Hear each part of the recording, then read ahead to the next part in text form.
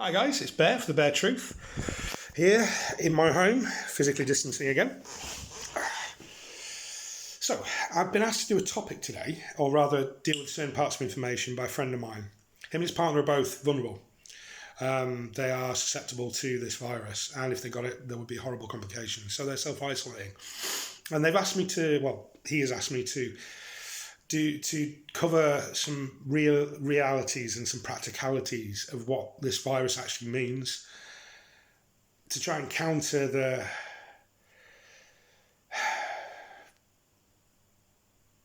I don't really know even how to say it, the old boy, good times, we'll fight this sort of thing attitude that seems to be pumped by the media and the government with regards to how Britain's going to deal with this and how soon we'll be back to normality.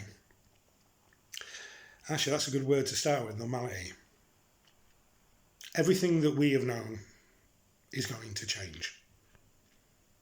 Normal will never come back. This is going to change our society to the very core of what it is. That many people will die, and societies will be restricted that much that what comes after may be unrecognisable.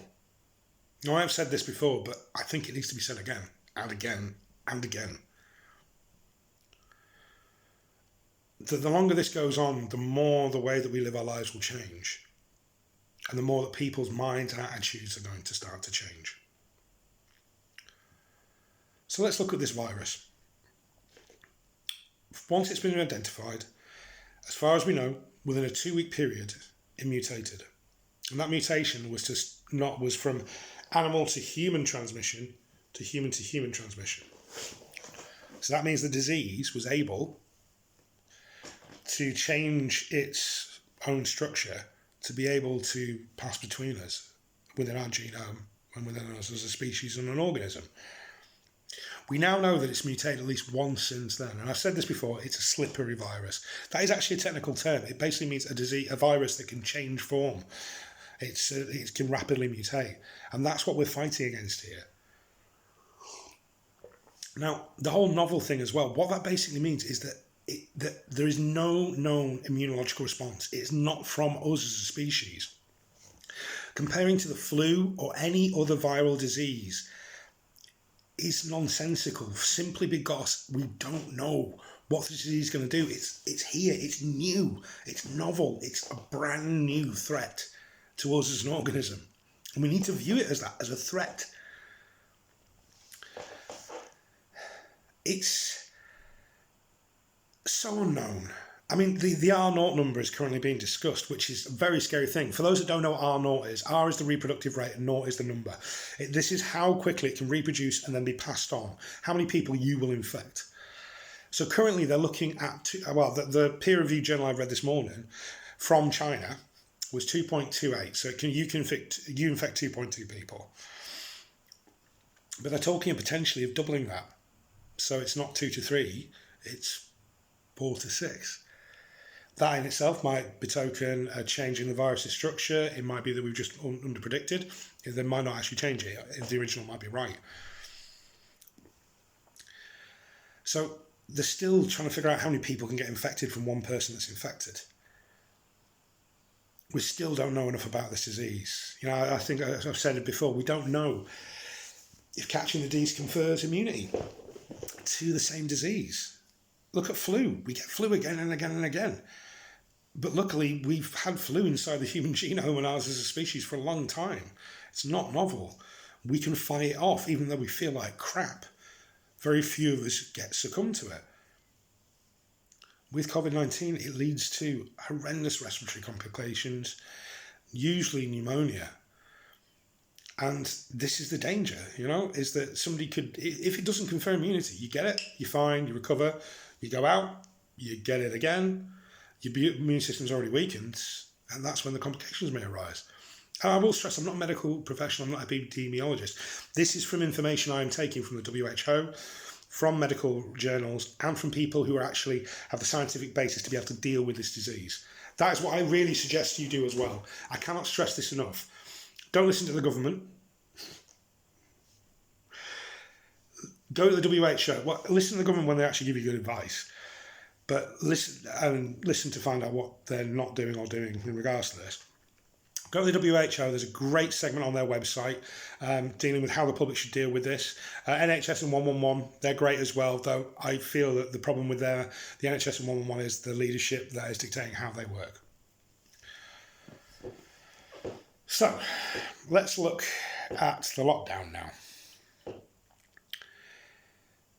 For the lockdown to end, we need a vaccine.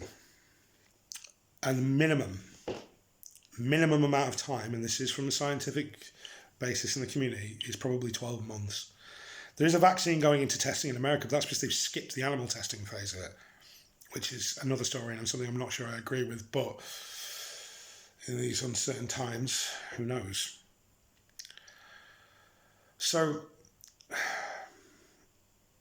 the term herd immunity was pushed out and pushed forward early on in the virus response here. So for those of you who don't know, herd immunity, you need 60% of a population to have a natural immunity or have been vaccinated against it. So let's look at this. Say that they develop and actually have a vaccine ready to go within a year from now. So that's March 2021.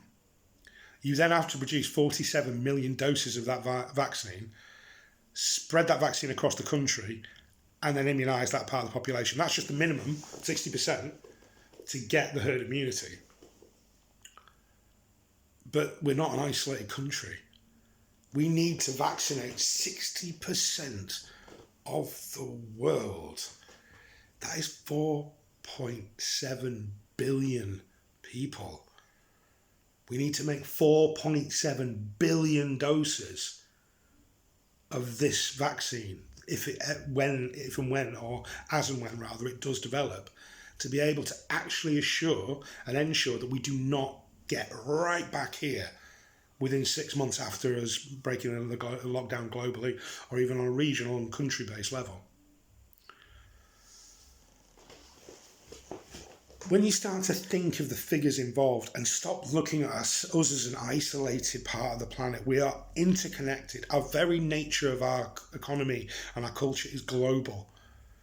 And it has to be. The thing is, the current economy, the way it works, cannot exist without global interchange of both people and goods. So 60% of the world population has to be immunised vaccinated, before we can actually even think about a change of our behaviours, a change of what this is now. And that is why I went out and spent the last of my money on compost and seeds. I encourage all of you to think long term. I don't think we're going to stop seeing food on our shelves. I think we're going to stop seeing luxury items or fresh fruit and fresh veg. That food will be reduced down to what's easily transportable, what can be bulk produced as well. I mean, the thing to think of, how much of our fruit and veg does actually come from Spain and Italy? A lot, actually, when you think about it. And they're in lockdown. So there's not going to be any shortage of food soon. The Real Junk Food Project over in Leeds and Wakefield, amazing guys. I'm privileged to know a few of them, and I cannot say utmost respect. If you don't know who they are, for years they've been intercepting food waste that would have gone to the bins and then reselling it on as a pay-as-you-feel to people, or providing free food for those most in need. Amazing organisation, amazing group. And if you can help them in that area, or you want to go and support them, I really do suggest it, because they are amazing people. And they're doing great things already. But I saw an article about them. They're saying that they've seen an uptick in food waste since this began. So that all those people who have hoarded food are now throwing it out.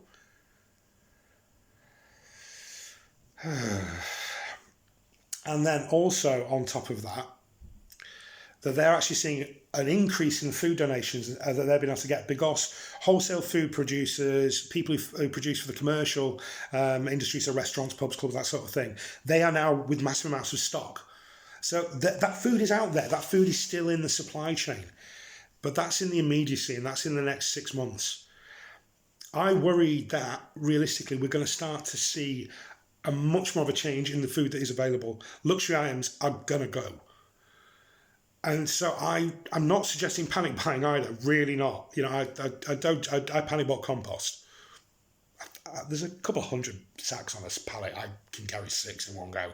So, you know, I feel justified to panic buy composts and seeds. They're not heavy. But, you know, do not panic buy food, please, people. You know, the worst that could be said is that I bought 3 extra packs of bulgur wheat as a good long-term storable carb that I can eat in case I do get short of food. You know, I made a little addition to my already existing food shops. So I cannot encourage enough people to actually start to look at this as a practicality and a reality. We're going to be in lockdown for a long time. Now, that doesn't necessarily mean we'll be stuck in our homes. It doesn't mean necessarily that we're not going to be working or at work. But a lot of people are going to be. And when we do go back to work, it's going to be in very different circumstances.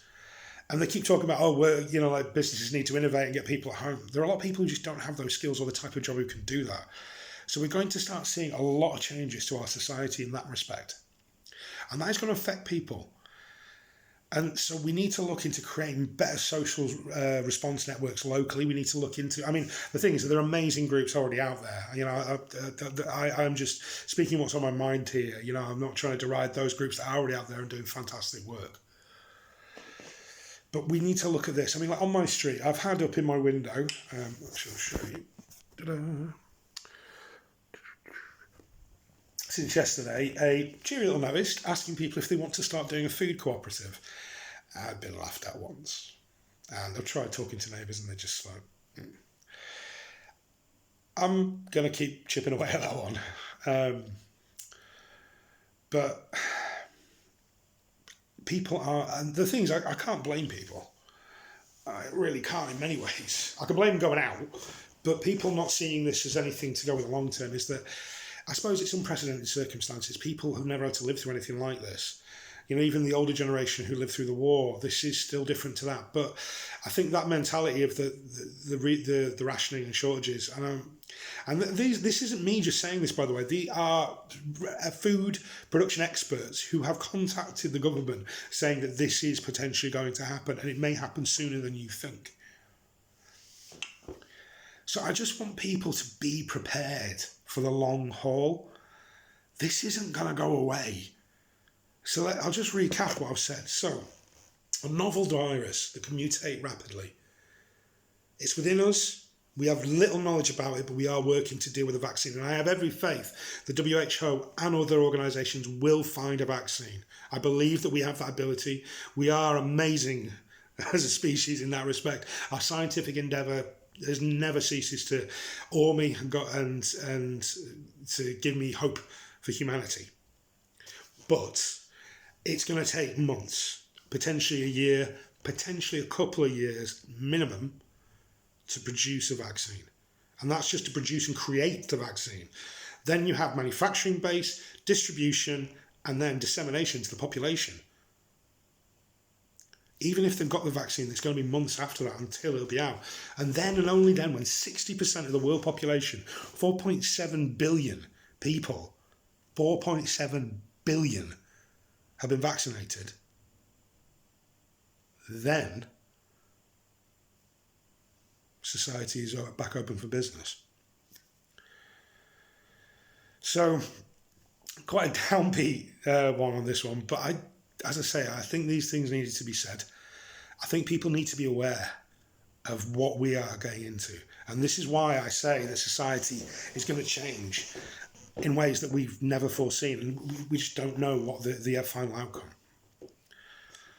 So, prepare for the worst.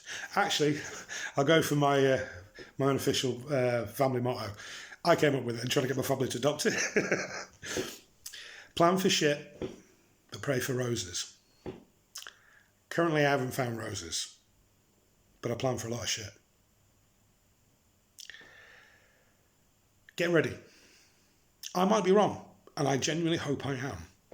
I hope all this is naysaying and that I get 1,000 people saying, wow, look at you, you alarmist on this video, which would be amazing if 1,000 people watched it.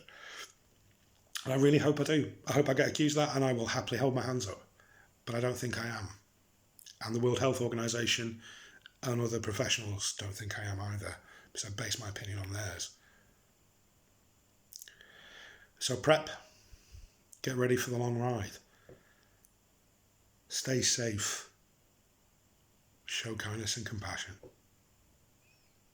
We can get through this together. We can. Have every faith. So this is Bear for the Bare Truth, the Apocalypse Jones Show. If you like my video, please do subscribe to my channel. Much love to you all, and I'll see you on the other side.